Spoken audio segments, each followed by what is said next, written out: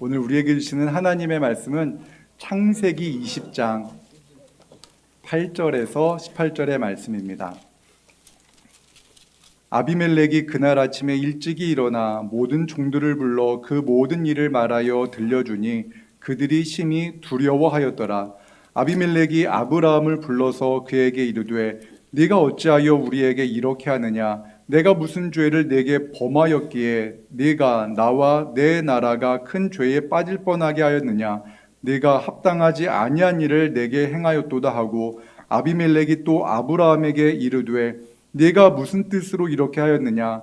아브라함이 이르되 이곳에서는 하나님을 두려워함이 없으니 내 아내로 말미암아 사람들이 나를 죽일까 생각하였음이요 또 그는 정말로 나의 이복 누이로서 내 아내가 되었음이니이다. 하나님이 나를 내 아버지의 집을 떠나 두루 다니게 하실 때에 내가 아내에게 말하기를 이후로 우리의 가는 곳마다 그대는 나를 그대의 오라비라 하라. 이것이 그대가 내게 베풀 은혜라 하였노라. 아비멜렉이 양과 소와 종들을 이끌어 아브라함에게 주고 그의 아내 사라도 그에게 돌려보내고 아브라함에게 이르되 내 땅이 내 앞에 있으니 내가 보기에 좋은 데로 거주하라 하고 사라에게 이르되 내가 은 1,000개를 내 오라비에게 주어서 그것으로 너와 함께한 여러 사람 앞에서 내 수치를 가리게 하였노니 내 일이 다 해결되었느니라. 아브라함이 하나님께 기도하매 하나님이 아비멜렉과 그의 아내와 여종을 치료하사 출산하게 하셨으니 여호와께서 이왕에 아브라함의 아내 사라의 일로 아비멜렉의 집에 모든 태를 닫으셨음이더라. 아멘. 존 버년이 쓴 철로 역정이라는 책이 있습니다. 천국을 향해 여행을 떠나는 모든 성도들이 당하게 될 또한 만나게 될 여러 가지 일들을 기록한 책입니다. 이 책은 멸망의 도시를 떠나서 하나님의 나라를 향해 나아가는 여행을 시작한 크리스천의 이야기로 시작됩니다. 크리스천은요, 죄의 짐이 너무나 무겁고 이 멸망의 도시가 곧 멸망할 것이라는 그러한 두려움 때문에 그 무거운 짐을 지고 멸망의 도시를 떠나갑니다. 그리고 하나님의 나라를 향해서 한 걸음 한 걸음 나아갑니다. 그런데 크리스천의 모습을 보고 변덕이라는 사람이 그를 따라서 함께 동행이 됩니다. 변덕과 크리스천은 이런저런 이야기를 합니다. 변덕이 크리스천에게 질문을 합니다. 하나님의 나라에는 어떠한 일이 있습니까? 그러자 면류관이 예비되어져 있습니다.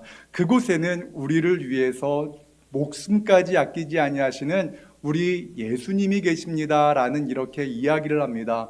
그러자 변덕은 와, 너무나 행복한 곳이군요. 저는 그곳에 정말 가고 싶어요 라고 말을 하면서 이런저런 이야기를 하면서 천국을 향하여 걸어갑니다. 그런데 절망의 늪이 나왔는데 절망의 늪을 미쳐보지 못하고 그 두 사람이 다 빠져버렸습니다. 너무나 힘겨웠습니다. 그 늪에서 빠져나오는 일이 너무나 힘이 들어서 변덕이 크리스천에게 물었습니다. 이제 우리 어떻게 해야 되죠? 어떻게 해야지 이곳에서 나갈 수 있습니까? 그러자 크리스천이 저도 잘 모르겠습니다. 예상치 못한 일이었습니다. 라고 이렇게 이야기를 하자 변덕이 이런 말을 합니다. 하나님의 나라를 가는 그 초입에 이러한 고난의 길이 있다면 저는 그러한 곳에 가지 않습니다. 그런 곳에 가고 싶지 않습니다. 이렇게 어려운 일이 있는 곳이라면은 그곳이 아무리 좋은 곳이라 하더라도 저는 당신과 함께 할 수 없습니다. 라고 말을 하고는 그는 어기적 그 절망의 늪에서 빠져나온 후에 그는 멸망의 도시로 다시 돌아갑니다. 크리스천은 그 무거운 짐에 그 절망의 늪에 빠졌기 때문에 참 힘겨운 시간을 보냈지만 다행히도 전도자가 도와주어서 그 절망의 늪을 빠져나와서 계속해서 천국을 향한 여행을 떠나갑니다. 우리가 예수님을 믿으면 항상 좋은 일만 있을 것 같다라는 생각을 할지 모릅니다. 그러나 그렇지 않습니다. 때로는 절망의 늪에 빠질 수가 있습니다. 때로는 절망의 거인에게 사로잡혀서 의심의 성에 갇혀버릴 수도 있습니다. 이대로 사는 것 너무나 힘들다라며 낙심할 수도 있습니다. 예수님께서도요, 제자들에게 예수님의 제자가 되기 위해서는 여러 가지 미리 생각해야 될 것이 있다라고 말씀하시면서 건축하는 일에 대한 예를 하나 드셨습니다. 망대라는 그 건축물을 지으려는 사람이 있었습니다. 그런데 그 건축물을 짓기 위해서 내가 가지고 있는 돈이 그 건축물을 완공할 때까지 충분한가를 생각하지 않은 채 무조건 건축물을 짓기 시작하면은 자칫 기초만 세우다가 그 건축물을 완공하지 못할 수 있다라고 이렇게 말씀하십니다. 만약에 기초만 요란하게 짓다가 그 공사가 끝나면, 중단되면 사람들에게 비웃음거리가 될 것이다 라고 말씀하십니다. 그래서 예수님께서는 예수님의 제자로 살아가기 위해서 꼭 염두에 두어야 될 것이다 라고 이렇게 말씀하십니다. 누가복음 14장 26절과 27절의 말씀 함께 읽겠습니다. 무릇 내게 오는 자가 자기 부모와 처자와 형제와 자매와 더욱이 자기 목숨까지 미워하지 아니하면 내 제자가 되지 못하고, 누구든지 자기 십자가를 지고 나를 따르지 않는 자도 능히 내 제자가 되지 못하리라. 아멘. 예수님께서는 분명히 말씀하셨습니다. 그리스도인이 되기 위해서, 즉 예수님을 나의 인생의 주인으로 고백하는 사람이 되기 위해서는 예수님보다 더 사랑하는 것이 있어서는 안 된다라고 말씀합니다. 우리는 때로 교회 다니는 것이 내가 행복해지고 싶어서, 내가 기도하고 그러면 내 자녀가 잘 되고 세상에서 성공할 것이다 라는 그러한 마음으로 신앙생활을 시작할 수가 있습니다. 그러나 그것이 우리의 신앙의 궁극적인 목적이 되면은 우리는 낙심할 수밖에 없습니다. 우리에게는 언젠가 어느 순간인가 그 고난의 때가 있기 때문에 그렇습니다. 우리가 걸어가다가 어느 날, 살아가다가 어느 날 절망의 늪에 빠질 수 있습니다. 그러면 우리도 절망의 늪에 빠져서 허우적거리다가 변덕처럼 이렇게 신앙생활하는데도 이런 고난이 있어야 되는 거야? 라면서 우리도 신앙생활을 포기하고 싶은 마음이 들 수 있기 때문에 그렇습니다. 사랑하는 여러분, 예수 믿어도 고난이 있다는 것을 꼭 기억하시기 바랍니다. 그 고난 중에도 우리가 예수님을 나의 인생의 주인으로 고백하며 살아갈 때에, 그리고 예수님이 내 인생의 진정한 주인이 될 때 비로소 우리는 내 자녀를 진심으로 사랑할 수가 있게 되는 것입니다. 하나님을 진정 사랑하고 하나님께 온전한 예배를 올려드릴 때 비로소 진정한 예수 그리스도의 제자로 살아갈 수 있는 은혜를 누리게 될 것입니다. 성경은 완벽한 사람의 이야기를 기록한 책이 아닙니다. 성경은요, 인간의 연약함들을 끊임없이 기록합니다. 아브라함도 연약하고 다윗도 연약하고 또한 엘리야도 연약하다라는 것을 기록합니다. 하지만 그 연약한 사람을 하나님은 변함없이 사랑하십니다라는 것을 기록한 것이 성경 말씀입니다. 아브라함은요, 그렇게 연약한 모습 속에서 살아갑니다. 아브라함은요, 갈대아 우르에서 사라를 만나서 결혼합니다. 만났다기보다는 당시에는 근친혼이 당연한 모습이었기 때문에 이복 누이였던 사라와 함께 결혼을 합니다. 그리고 하나님께서 그를 부르셨을 때 그는 하나님의 말씀대로 고향과 아비집을 떠나서 그는 하나님께서 장차 보이실 땅으로 가라는 그 말씀을 듣고 그는 그의 조카 롯과 함께 고향을 떠납니다. 하나님의 말씀대로 순종한 것입니다. 그런데 하나님께서 가라고 하신 그 땅, 보여주시기로 하신 그 가나안 땅에 도착했는데 가나안 땅에 가뭄이 들었습니다. 마실 물도 없고 가축을 먹일 넉넉한 물도 없었기 때문에 그는 애굽 땅으로 거처를 옮겨야 했습니다. 아브라함은 상황을 잘 파악하는 사람이었습니다. 만약 자신이 애굽 땅으로 가게 된다면 애굽 땅에는 강력한 사람들이 많은데 자신보다 강력한 군대를 가지고 있는 사람들이 많을 텐데 아마도 나의 아리따운 여인 아내 사라를 빼앗길지도 모른다라는 그러한 생각을 하게 되었습니다. 그래서 아브라함은 사라에게 이렇게 말을 합니다. 창세기 12장 11절에서 13절의 말씀을 같이 읽겠습니다. 애굽 사람들이 그대를 볼 때에 이르기를 이는 그대 아내라 하여 나는 죽이고 그대는 살리리니 원하건대 그대는 나의 누이라. 그러면 내가 그대로 말미암아 안전하고 내 목숨이 그대로 말미암아 보전되리라 하니라. 아멘. 아브라함의 예상은 적중했습니다. 애굽 왕이 아리따운 사라의 외모를 보고 그를 자신의 왕궁으로 데려옵니다. 아브라함은 애굽 왕이 보낸 사람들에게 이 아리따운 여인은 내 누이입니다라고 말을 했습니다. 또한 사라도 역시 그는 나의 오라비입니다라고 이렇게 이야기를 합니다. 그래서 아브라함은요, 아내를 빼앗겼습니다. 애굽 왕에게 빼앗겼습니다. 왕에게 빼앗긴 아내를 다시 찾을 수 있는 길은 없습니다. 그런데 하나님께서 개입하십니다. 하나님께서 사라의 일로 인해서 애굽 왕 바로의 가정에 재앙을 내리십니다. 그 일로 인해서 아브라함은 자신의 아내를 도로 찾습니다. 하나님께서 개입하셨기 때문에 놀랍게 그가 은혜를 입어서 다시 아내를 찾았지만 그런 일이 또 일어납니다. 왜?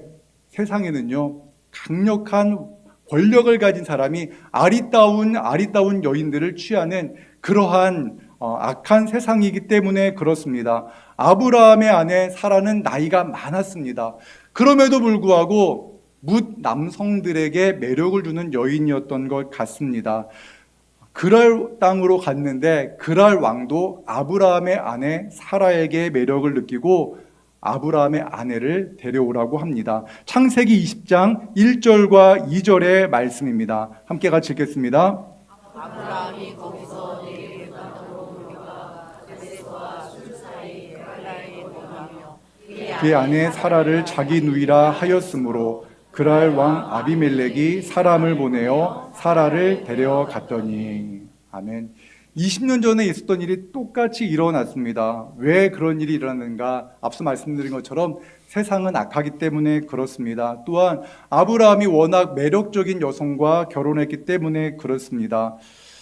아브라함은 참 어찌 보면은 참 불행한 사람처럼 느껴집니다. 왜냐하면 두 번이나 아내를 빼앗겼기 때문에 그렇습니다. 그런데 이번에도 하나님께서 개입하셔서 그랄 왕에게 빼앗겼던 아내를 도로 찾아주십니다. 창세기 20장 3절의 말씀입니다. 함께 읽겠습니다. 그 밤에 하나님이 아비멜렉에게 현몽하시고 그에게 이르시되 네가 데려간 이 여인으로 말미암아 네가 죽으리니 그는 남편이 있는 여자이니라. 아멘. 하나님은 이번에도요, 아브라함과 사라를 지켜주십니다. 저는 이 말씀을 예전에 읽을 때요, 아브라함 참 겁쟁이 쫄보구나 라는 생각이 들었습니다.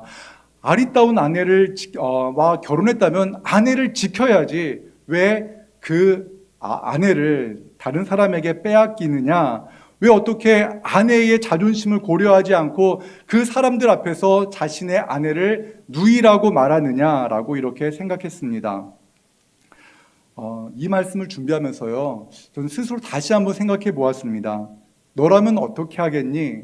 다시 한번 이 말씀을 묵상하면서 스스로에게 질문을 했는데요. 너는 애굽 왕과 싸워서 네 아내를 지킬 자신 있냐? 너는 그랄 왕과 싸워서 내 아내를 지킬 자신 있냐? 목숨 버릴 자신 있냐? 라는 그러한 질문을 했더니 제 답이 무엇이었을까요? 네? 네? 결혼한 지 오래돼가지고 이제 좀 마음이 바뀌었다고 생각하지 마십시오. 그때는 어려서 몰랐던 것 같아요. 애굽 왕과 싸워서 아내를 지킬 수 있을까? 결과는 아마 남편인 아브라함만 죽었을 뿐이고 아내는 빼앗겼을 것입니다. 그들이 고향 땅을 떠날 때에 그들이 생각했던 것이 바로 이것이었습니다. 그들은 아브라함과 그의 아내 사라는 고향 땅을 떠날 때 이런 상황들이 있을 것을 알고 있었습니다. 그럼에도 불구하고 하나님께서 이렇게 말씀을 하십니다. 창세기 12장 1절의 말씀 함께 같이 읽겠습니다. 여호와께서 아브라함에게 이르시되 너는 너의 고향과 친척과 아버지의 집을 떠나 내가 내게 보여줄 땅으로 가라. 이러한 상황들을 예측하고 있었어야 했습니다. 아브라함은 자신이 고향을 떠나면 이러한 애굽 왕과 같은 사람, 그랄 왕과 같은 그러한 사람들이 참 많은 세상으로 향하여 나아갈 것이다 라는 것을 그는 알고 있었던 것입니다. 그랄 왕 아비멜렉을 만나서 그렇게 여러 가지 이야기를 할 때에 그는 자신의 고백을 이렇게 합니다. 창세기 20장 13절의 말씀 같이 읽겠습니다.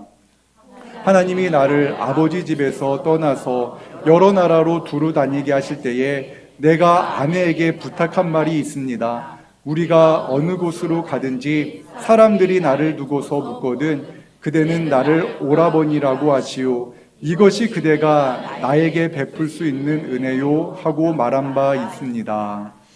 그러니까 하나님께서 너는 너의 고향과 친척과 아비집을 떠나라 라는 말씀을 하셨을 때 아브라함과 사라는 만나서 함께 같이 이런 이야기를 한 겁니다. 여보, 우리가 하나님께서 떠나라고 하는데 이 지역 저 지역 다니다 보면 분명 아리따운 당신을 누군가가 취하기 위해서 나를 죽이려 할 것이요, 그런 위기가 우리에게 분명히 있을 것이요, 그럼에도 불구하고 우리가 하나님의 말씀에 순종해서 이제 우리가 이곳을 떠날 텐데 그러면 당신은 나를 오라비라 해 주십시오. 그것이 우리가 당신이 나에게 해줄 수 있는 은혜입니다 라고 말했던 것입니다.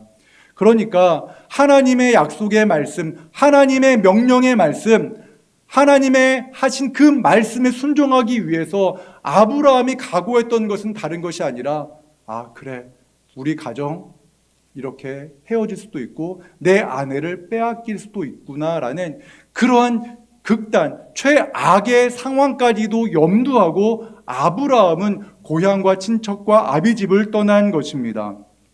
그렇기 때문에 아브라함이 고향을 떠날 때 가지고 있었던 그 믿음의 핵심, 그 핵심에는 무엇이 있는가? 히브리서 11장 8절의 말씀을 세번역 성경으로 함께 같이 읽겠습니다. 믿음으로 아브라함은 부르심을 받았을 때에 순종하고 장차 자기 몫으로 받을 땅을 향해 나아갔습니다. 그런데 그는 어디로 가는지를 알지 못했지만 떠난 것입니다. 아멘. 하나님의 말씀을 듣고 떠난다는 것이 때로는 행복한 일, 좋은 일만 일어날 거야 라는 그러한 어떠한 희망 안에서 신앙생활을 할 수가 있을지 모르지만 그러나 그렇지 않을 때가 많습니다. 예수님을 믿기 때문에 고난당할 수 있습니다. 아니, 고난당합니다. 예수님을 믿는 것 때문에 예수님을 믿기 전에는 경험하지 못했던 여러 가지 불편한 상황을 만나게 될 것입니다. 그럼에도 불구하고 아브라함은 하나님의 말씀을 듣고 떠납니다. 그리고 2번이나 아내를 빼앗겼습니다. 그런데 놀라운 것은 무엇입니까? 아브라함은 두려웠습니다. 그때마다 떨렸을 것입니다. 그러나 그 두려움과 떨리는 그 모든 상황 속에서 하나님은 변함없이 아브라함을 지키셨고 그 가정을 보호하셨는 줄로 믿습니다. 이것이 바로 우리의 모습입니다. 우리는 예수님을 믿고 세상을 살아갈 때 애굽 왕과 같은 상황을 만나게 될 것입니다. 우리는 그때 마음이 두려움에 사로잡혀서 떨 수 있습니다. 그랄 왕과 같이 잔혹한 상황을 만날지도 모릅니다. 그러나 그 상황마다 우리 하나님은 말씀하십니다. 내가 너와 함께 하노라 말씀하십니다. 그것이 바로 그리스도인의 삶의 모습이다라고 성경은 말씀합니다. 신앙은 때때로 최악의 상황이 찾아온다 할지라도 그 상황 속에서 믿음을 지키는 것임을 우리는 기억해야 합니다. 사도 바울 역시 그의 사역 속에서 여러 가지 고난과 역경이 있었습니다. 때로는 그는 자신의 사역 가운데, 자신이 복음을 전하는 그 과정 가운데 최악의 상황이 찾아온다 할지라도 나는 그 복음 전하는 일을 포기하지 않겠습니다라고 이렇게 말합니다. 사도행전 20장 23절과 24절의 말씀을 함께 같이 읽겠습니다.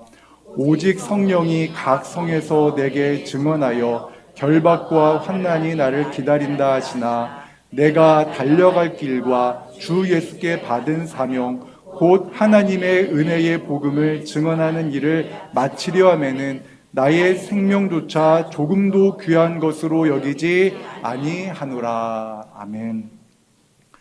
사도 바울은 자신이 전하는 복음이 얼마나 소중한지 알고 있었습니다. 그리고 자신이 그 복음을 전하다가 때로는 고난을 당하고 때로는 순교당할 수도 있을 것이다 라는 그러한 최악의 상황까지도 염두하고 그 복음을 전하겠다라고 말합니다. 우리가 하나님의 백성으로 살아갈 때 때로는요 최악의 상황을 만날 수도 있습니다. 고난이 있을 것입니다. 그리고 우리는 그 고난의 상황 속에서 우리는 그럼에도 불구하고 하나님을 믿고 그 길을 걸어가겠습니다라는 그러한 결단을 우리는 해야 합니다. 그 최악의 상황이 무엇일까요? 그것은 바로 죽음일 것입니다. 여러분은 어떻습니까? 여러분은 여러분 자신의 죽음을 생각해 보셨습니까? 아니면 너무나 사랑하는 그 누군가의 죽음을 생각해 보셨습니까? 우리는 이 죽음에 대한 생각을 가지고 죽음에 대한 분명한 해답을 가지고 우리는 그 길을 걸어가야 됩니다. 왜 그렇습니까? 우리가 예수님을 믿는다라는 것은 무엇을 말합니까?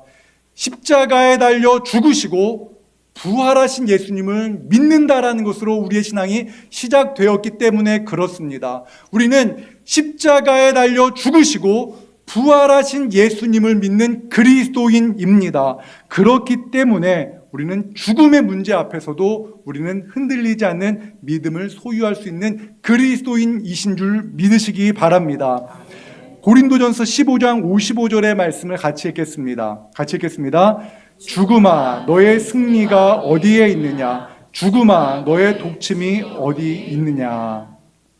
우리가 이 죽음에 대한 분명한 해답을 가지고 있어야 합니다. 지금 이 시대는요 죽음이라는 것을 아주 멀리 두고 있습니다. 이 땅에서의 생활만을 이야기를 합니다. 물론 우리가 이 땅에서 잘 살아야 합니다. 그러나 우리가 분명히 먼저 생각해야 될 것, 우리가 믿는 예수 그리스도께서는 십자가에 달려 죽으심으로 끝난 것이 아니라 죽음을 이기시고 부활하셨습니다. 우리가 믿는 예수 그리스도는 바로 죽음을 이기신 그리스도, 부활하신 예수님이신 줄로 믿습니다. 그렇기 때문에 우리가 예수님을 믿을 때 예수님의 생명이, 그 영원한 생명이 우리에게 있음을 믿고 신앙생활을 시작하는 것입니다. 죄의 독침으로 인해 우리는 죽을 수밖에 없습니다. 그러나 우리가 십자가에 달려 죽으신 예수 그리스도를 바라볼 때 우리가 그 예수 그리스도 안에 있는 생명이 우리 안에서도 역사하는 줄로 믿습니다.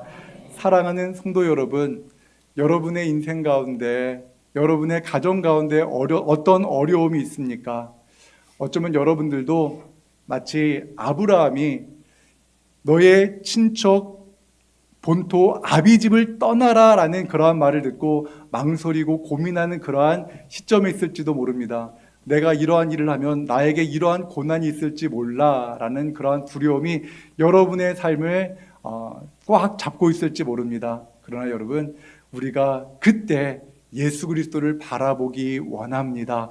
예수 그리스도를 바라보면서 또한 예수 그리스도를 의지하면서 하나님은 변함없이 나를 사랑하신다라는 그 믿음을 가지고 한 걸음 한 걸음 나아가는 우리 모두가 되기를 원합니다. 그때 우리는 하나님의 일하심을 경험할 것입니다. 만약 아브라함이 하나님의 음성을 들었음에도 불구하고 하나님의 말씀에 순종하여 그 본토 친척 아비집을 떠나지 않았다면 하나님의 구원하심을 경험할 수 없었을 것입니다. 하나님의 일하심도 경험할 수 없었을 것입니다. 그러나 그 두려움 속에서 하나님이 함께 하신다는 그 믿음을 가지고 하나님의 말씀에 순종했을 때 그는 하나님의 일하심을 경험하게 되었습니다.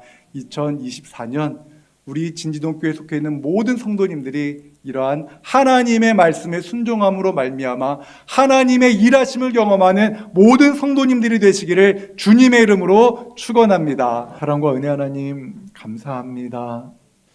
우리가 주님의 나라를 향하여 한 걸음 한 걸음 걸어가지만 우리의 신앙은 여전히 연약하고 날마다 넘어지고 쓰러집니다. 우리의 연약함을 불쌍히 여겨 주시옵소서. 하나님, 아브라함이 자신의 삶에 일어날 최악의 상황을 알고 있음에도 불구하고 하나님의 말씀에 순종하여 고향을 떠난 것을 봅니다. 하나님, 우리의 인생 중에도 언젠가는 최악의 상황이 우리에게 도래할 것이지만 하나님, 그때에도 우리 하나님 우리를 버리시지 않는 줄로 믿습니다. 그 믿음을 가지고 오늘 하루를 살아내게 하여 주시옵소서. 고난과 역경 중에 있는 성도들을 주님 붙잡아 주시고 손 내밀어 주시고 두려워하지 말라, 내가 너와 함께함이라 말씀하여 주시옵소서. 내가 너의 아버지라 말씀하여 주시옵소서. 그 말씀 의지하여서 주님께서 일하심을 경험하고 주님의 도우심을 경험하는 우리 모두가 되게 하여 주시옵소서. 예수님의 이름으로 기도합니다. 아멘.